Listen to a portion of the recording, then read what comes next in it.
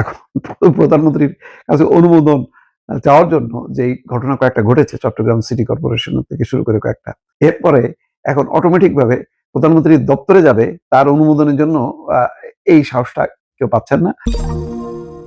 সুখবর হলো যে বৈদেশিক মুদ্রা রিজার্ভ বেড়ে $37 বিলিয়ন উন্নীত হয়েছে।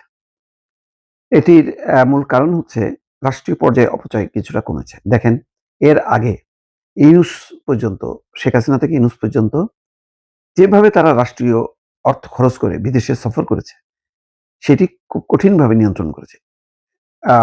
প্রধানমন্ত্রী তারেক রহমান মাত্র ২টি বিদেশ সফরে গেছেন এবং এমনভাবে সফরটা পরিকল্পনা করেছে যাতে এক রাউন্ডে তিনি দিয়ে আসতে পারেন। 18 ঘন্টা ছিলেন মালয়েশিয়া, তারপরে চীনে 5 দিন সফর করে চলে এসেছেন এবং সেখানে শত শত লোক নিয়ে যাননি। তিনি মালয়েশিয়ায় নিয়ে গেছেন 26 জন এবং 27 জন হলো চীনে।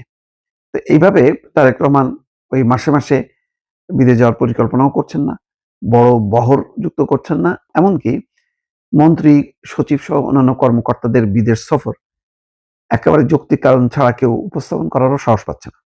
এখন প্রধানমন্ত্রীর কাছে অনুমোদন চাওয়ার জন্য যেই ঘটনা কয়েকটা ঘটেছে চট্টগ্রাম সিটি কর্পোরেশন থেকে শুরু করে কয়েকটা, এরপরে এখন অটোমেটিক ভাবে প্রধানমন্ত্রীর দপ্তরে যাবে তার অনুমোদনের জন্য এই সাহসটা কেউ পাচ্ছেন না। সুতরাং অটোমেটিক ভাবে এখানেই 80% কমে গেছে। আর বাকিগুলো তো খুব জরুরি, সেগুলো হয়তো আলাপ করে তারপরে হয়তো ফাইল প্রসিড করছে। এটা একটা ভালো, এটা কন্ট্রোল করছে সাংঘাতিকভাবে প্রধানমন্ত্রী তারেক রহমান। এটা কতদিন তিনি রাখতে পারেন এটা দেখার বিষয় এখন।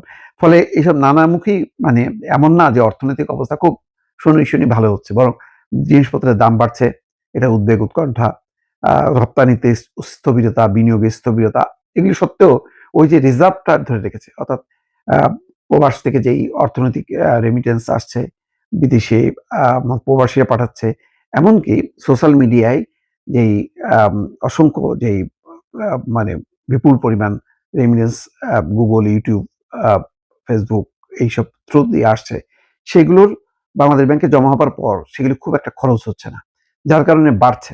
এই বাড়াটা সবসময় দেশের একটা স্থিতির জন্য, আর্থিক স্থিতির জন্য ভালো, কিন্তু আবার এটা এমন না যে অর্থনৈতিক উন্নতির সূচক।